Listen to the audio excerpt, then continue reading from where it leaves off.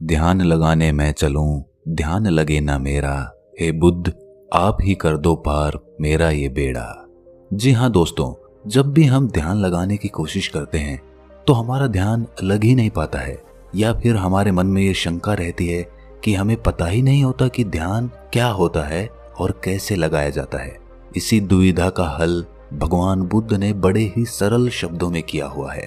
भगवान बुद्ध ध्यान की प्रतिमा माने जाते हैं और उन्होंने जितने सरल तरीके से ध्यान की विधियां बताई हैं और किसी ने नहीं बताई। ये कहानी पूरी सुनने के बाद आपको ध्यान के बारे में कोई भी शंका नहीं रहेगी। तो चलिए कहानी को शुरू करते हैं। एक बार बुद्ध के पास उनका एक शिष्य आया और उनसे बोला, बुद्ध, मुझे आपके सानिध्य में 3 साल हो गए हैं। मैं रोज आपके बताए अनुसार ध्यान लगाता हूँ, फिर भी मुझे 3 साल में ध्यान से कुछ भी नहीं प्राप्त हुआ। वहीं मेरे मित्र कहते हैं कि उन्हें कुछ ना कुछ ध्यान करके प्राप्त हुआ है, पर फिर मुझे क्यों नहीं हुआ। मुझे माफ करें बुद्ध, पर अब मेरे मन में ये विचार आने लगे हैं कि ध्यान से कुछ मिलता भी है या फिर ये मिथ्या है, क्योंकि मुझे तो आज तक कुछ भी नहीं मिला। और जो लोग कहते हैं कि मुझे ध्यान करने से ये प्राप्त हुआ, वो प्राप्त हुआ, मुझे लगता है कि वे सब झूठ बोलते हैं। आपने ही कहा था कि अपनी बुद्धि से खोजो, और अब इतने वर्षों तक ध्यान करने के बाद मुझे ऐसा लगता है कि ध्यान से कुछ नहीं मिलता। आप ही मेरा मार्गदर्शन करें। बुद्ध मुस्कुराए और बोले, इसका जवाब मैं कल सुबह ध्यान सभा में दूंगा, तुम वहां आना। अगले दिन बुद्ध सभी को इकट्ठा करके उपदेश देने लगे। उन्होंने कहा, आज मैं तुम्हें एक कहानी सुनाऊंगा, उसे तुम बस एक कहानी की तरह सुनना और समझना। ये पूरी तरह से एक काल्पनिक कहानी है। एक गुरु ज्ञान के लिए बहुत प्रसिद्ध थे।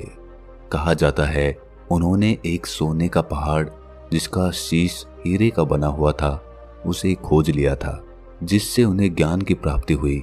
वो पहाड़ पर अकेले रहते थे। उन्होंने किसी को भी अपना शिष्य नहीं बनाया। काफी समय बाद 3 भाई उनके शिष्य बनने के लिए उनके पास गए और उनसे ज्ञान ग्रहण करने को कहा। गुरु मान गए और उन्हें अपने साथ में ही रख लिया। फिर तीनों ने उनसे सोने के पहाड़ के बारे में पूछा। गुरु ने कहा, मैं तुम तीनों को इसका जवाब बारी बारी से दूंगा और इसका रास्ता भी बताऊंगा ताकि तुम उस पर चढ़ सको। फिर गुरु ने पहले शिष्य को बुलाया और एक रास्ते की तरफ इशारा किया और कहा कि यहाँ से तुम सीधे चले जाना और कहीं मत मुड़ना। ये रास्ता तुम्हें सीधे उस पहाड़ तक ले जाएगा और कहीं भी अपनी यात्रा मत रोकना। वो शिष्य अपने गुरु का आशीर्वाद लेकर यात्रा के लिए निकल पड़ा। रास्ते में उसे काफी कठिनाई हुई।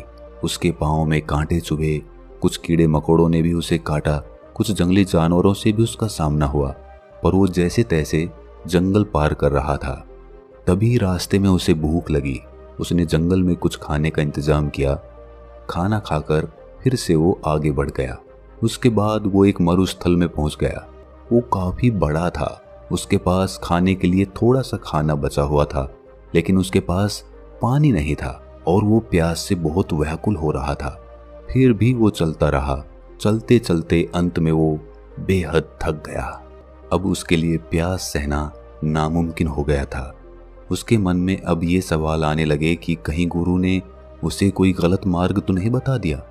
अब धीरे धीरे उसका चेहरा मुरझाने लगा और गला सूखने के कारण वो वहीं मरुस्थल में गिर गया। तभी अचानक से वहां बारिश की बूंदें गिरने लगी। वो उठा और तुरंत अपना बर्तन भरने लगा और अपनी प्यास बुझाई और फिर से आगे बढ़ गया। अब वो एक नदी के किनारे पहुंच गया था। नदी पार करने के लिए उसने एक नौका बनाई और उसे पार करने लगा। तभी वहां एक बवंडर आ गया और उसकी नाव उसमें डूबती चली गई। वो आदमी भी पानी में डूबने लगा और डूबते हुए सोचने लगा कि गुरुजी ने ये कैसा मार्ग बताया है। यहाँ तो बार बार मैं मौत के करीब जा रहा हूँ। अब तो पक्का ही मैं नहीं बचूंगा। तभी वहां पर कुछ लोग पहुंच गए और उस शिष्य को बचा लिया। वो पास के गांव के मछुआरे थे, इसलिए उन्होंने उस शिष्य को अपने घर ले जाकर खाना खिलाया और कुछ खाना खाने के बाद उसे आगे के रास्ते के लिए थोड़ा सा खाना दे दिया।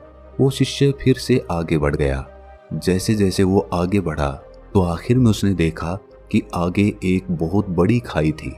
उसे देखकर वो जोर से चिल्लाकर बोला, गुरु ने मुझे गलत रास्ता दिखाया है। हीरे के शीश वाला सोने का पहाड़ तो छोड़ो, यहाँ तो कोई रास्ता तक नहीं है। मेरी सारी मेहनत व्यर्थ हो गई। और वो वापस यात्रा कर गुरु के पास पहुंच गया और कहा, आपने मुझे गलत मार्ग क्यों बताया?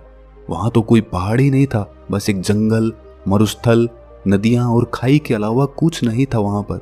गुरु ने कहा, तो तुमने इन सब से क्या सीखा? शिष्य ने कहा, मैं कुछ सीखने थोड़ी गया था, मैं तो उस सोने के पहाड़ को खोजने गया था जो मुझे मिला ही नहीं। उस रास्ते से मैं क्या सीखता? रास्ता लंबा था, बेहद कठिन था। उसे पाने की चाह में मैंने सब पार कर लिया, लेकिन इतनी मुश्किलों के बाद भी मुझे कुछ नहीं मिला। तब गुरु ने कहा, तुम रुको, मैं तुम्हारे दूसरे भाइयों को भेजता हूँ। शिष्य ने कहा, उन्हें भी वहां कुछ नहीं मिलेगा। अरे वहां पर कुछ है ही नहीं, उन्हें क्या मिलेगा वहां? तब गुरु ने अपने दूसरे शिष्य को आशीर्वाद दिया और वो भी उस मार्ग पर निकल गया। कुछ दिन के बाद वो भी वापस आ गया। तब गुरु ने पूछा, तुम्हें वो पहाड़ दिखा? शिष्य ने कहा, नहीं, मुझे कोई पहाड़ नहीं दिखा, वहां तो बस एक खाई थी। मुझे लगा शायद मैं आपके बताए रास्ते से भटक गया हूं, इसीलिए मैं आपसे रास्ता पूछने आ गया। तब गुरु ने पूछा, तुमने इन सब से क्या सीखा? शिष्य ने कहा, गुरुदेव, मैंने अपनी पूरी यात्रा एक जंगल से शुरू की और उसे पार करते हुए आगे निकल गया। मैंने यही देखा कि कैसे सारे जीव एक दूसरे पर निर्भर रहते हैं और एक दूसरे का खाना भी बनते हैं। उसके बाद मैं एक मरुस्थल में पहुंच गया। वहां पूरे रास्ते में मैं पानी के लिए व्याकुल रहा। एक समय के लिए मुझे ऐसा लगा जैसे मैं मृत्यु के करीब आ गया हूं। तब मैंने समझा कि जीवन का मोल क्या होता है, एक एक सांस की कीमत क्या होती है। तब मैंने आकाश से अमृत को बरसते देखा। तब उस पानी को पीकर मुझे वापस जीवन मिला। वो पानी बेहद मीठा था। तब मुझे एहसास हुआ कि पानी ही असली अमृत होता है। उसके बाद मैं एक नदी के पास पहुंचा। वो बेहद सुंदर थी। उसका पानी बहुत बहुत साफ था। वहां पर बने बांस के पेड़ों को काटकर मैंने एक नौका बनाई, जिसके द्वारा मैं उस नदी को पार कर रहा था। तभी वहां पर एक बवंडर आ गया। मैं डूबने लगा। तब मुझे कुछ मछुआरों ने वहां पर बचा लिया। तब मुझे एहसास हुआ कि मुसीबत के सामने हम हमेशा चाहते हैं कि कोई हमारी मदद करे, लेकिन हम कभी किसी की मदद नहीं करते। उसके बाद उन मछुआरों ने मुझे अपने घर ले जाकर भोजन कराया। वहां मैंने देखा कि कैसे लोग भूख के मारे तड़प रहे हैं, एक बेहतर जीवन के लिए तरस रहे हैं। कोई बीमार है तो किसी का इलाज चल रहा है। कोई पत्नी अपने पति के वियोग में रो रही है। मुझे जड़ी बूटियों का थोड़ा ज्ञान था, जिसके कारण मैंने वहां एक बीमार बच्चे का इलाज किया और उसे ठीक कर दिया। तब मुझे महसूस हुआ कि दूसरों की मदद करने पर कितना सुकून मिलता है। उन मछुआरों के पास खुद के लिए खाना नहीं था, फिर भी उन्होंने मुझे भोजन कराया और रास्ते के लिए भोजन भी दिया, जिसे लेकर मैं आगे की यात्रा पर निकल गया। उसके बाद आगे मैं एक खाई के पास पहुंच गया। वो मुझे एकदम शांत लगी। वहां किसी की आवाज सुनाई नहीं दे रही थी, बस मैं अपनी सांसों को सुन रहा था। उस समय मुझे लगा कि मैं आपके बताए रास्ते से भटक गया हूं, क्योंकि वहां कोई भी सोने की चट्टान नहीं थी। तब मैं वापस आपके पास आया, दोबारा से सही मार्ग पूछने के लिए। शिष्य ने कहा, हे गुरुदेव, क्या मैं गलत मार्ग पर चला गया था? गुरु ने कहा, नहीं, तुम बिल्कुल सही मार्ग पर गए थे और जल्द ही तुम्हें वो पहाड़ भी मिल जाएगा। तब गुरु ने अपने तीसरे शिष्य से पूछा, क्या तुम भी पहाड़ खोजना चाहते हो? तब शिष्य ने कहा, गुरुदेव, मुझे उस रास्ते पर पहाड़ मिलेगा या नहीं ये तो मैं नहीं जानता, लेकिन मेरे शिष्य भाइयों ने जो वहाँ के बारे में बताया है मैं उसे जानना चाहता हूँ। तब तीसरा शिष्य गुरु का आशीर्वाद लेकर यात्रा पर निकल पड़ा। कुछ दिन बाद वो शिष्य वापस आया। गुरु उसे देखकर समझ गए थे कि उसे वो पहाड़ मिल गया है। उसके चेहरे पर अलग ही चमक थी। वो काफी शांत था।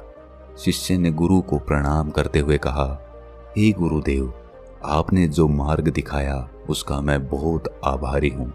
मुझे वो सोने का पहाड़ मिल गया है जिसका शीश हीरे का बना हुआ है। ये सुनकर बाकी दोनों शिष्य बोले, क्या तुम्हें वो खाई मिली? तीसरे शिष्य ने कहा, हाँ, मुझे मिली थी। मैंने भी वो सब अनुभव किया जो तुमने किया था। आखिर में मुझे वो खाई मिली जहां अपार शांति थी। इतनी शांति मुझे कहीं नहीं मिली। मुझे पता था मैं सही मार्ग पर हूं। पहाड़ यही है। उसे ढूंढने के लिए मैंने खाई में कदम बढ़ा दिया। उस समय मेरे मन में भी बहुत सी आशंकाएं थीं, लेकिन मैंने 2 बार मृत्यु को करीब से देख लिया था, इसलिए मुझे उसका भय नहीं था। अब मुझे बस वो पहाड़ ढूंढना था और मैंने अपना कदम उस तरफ बढ़ा दिया। जब मैं आगे बढ़ा तब मैंने देखा कि मैं खाई में गिरने की जगह हवा में उड़ रहा हूँ और इसी तरह मैं उस खाई पर आगे बढ़ता चला गया और मैंने वो खाई पार कर ली। जब मैं आगे पहुंचा तो वहाँ काफी अंधेरा था, बिल्कुल भी रोशनी नहीं थी। उसके बाद जब मैं और आगे बढ़ा तब देखा कि आगे अथाह रोशनी है। वो रोशनी इतनी थी कि मुझे उसमें कुछ भी दिखाई नहीं दिया। तब भी मैं आगे सीधा बढ़ता गया। उस समय भी मैं बेहद डर रहा था, कांप रहा था, लेकिन फिर भी मैं आगे बढ़ता रहा और अंत में मुझे वो सोने का पहाड़ मिल गया जिसका शीश हीरे का था। उसके ऊपर जाने के बाद मेरा मन बिल्कुल शांत हो गया। बेहद खुशी हुई और मन आनंदित हो उठा। कहानी पूरी होने के बाद बुद्ध ने सबसे पूछा कि तुमने इससे क्या सीखा? तब बुद्ध के शिष्य उनके सामने हाथ जोड़कर खड़े हो गए और कहा कि हे बुद्ध, उन तीनों शिष्यों के गुरु ने जो रास्ता उन्हें दिखाया था वो रास्ता उनके अंतर्मन का था। पहले शिष्य की लगन और निष्ठा सही थी, लेकिन वो महत्वाकांक्षी था। उसने मार्ग में आई किसी भी चीज से कुछ भी ज्ञान प्राप्त नहीं किया। वो पूर्ण रूप से महत्वाकांक्षी हो गया।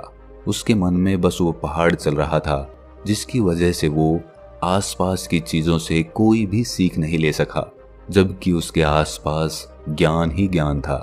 दूसरे शिष्य ने सब देखा और समझा कि प्रकृति कैसे काम करती है, जीवन कैसे जिया जाता है, मौत के समय कैसा लगता है। उसने मौत और सांसों के मूल्य को समझा। उसने अमृत को पहचाना कि पानी ही अमृत है।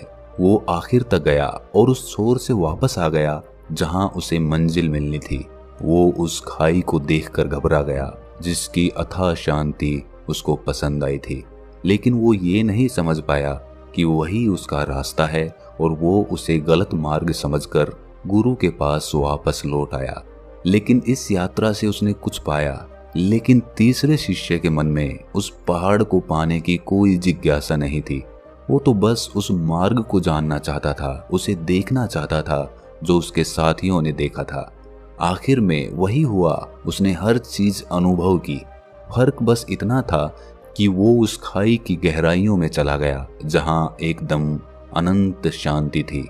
वो इस सब को महसूस करते हुए अंधकार में आगे बढ़ता गया और एक समय के बाद उसने रोशनी ही रोशनी देखी।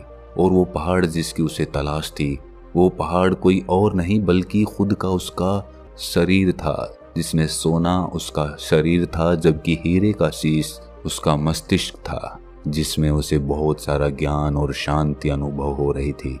अब जिस शिष्य ने बुद्ध से कहा था कि उसने 3 साल में ध्यान से कोई भी चीज प्राप्त नहीं की, वो बुद्ध से जाकर बोला कि मुझे माफ कर दें, पहले मैं आपका पहला शिष्य बना हुआ था, लेकिन अब मैं कोशिश करूंगा कि आपका दूसरा शिष्य बनकर दिखाऊं। अब मेरे मन में कोई भी दुविधा या सवाल नहीं है। दोस्तों, हम सब का ध्यान मंजिल की तरफ होता है, लेकिन असली आनंद तो रास्ते का होता है, मार्ग का होता है। और जो व्यक्ति मार्ग का आनंद लेते हुए मंजिल का सफर तय करता है, वो मंजिल तक पहुंचते पहुंचते ही अथाह शांति को प्राप्त कर लेता है। और जो आदमी सिर्फ मंजिल पर पहुंचने की चिंता करता है, वो मार्ग का आनंद ही नहीं ले पाता।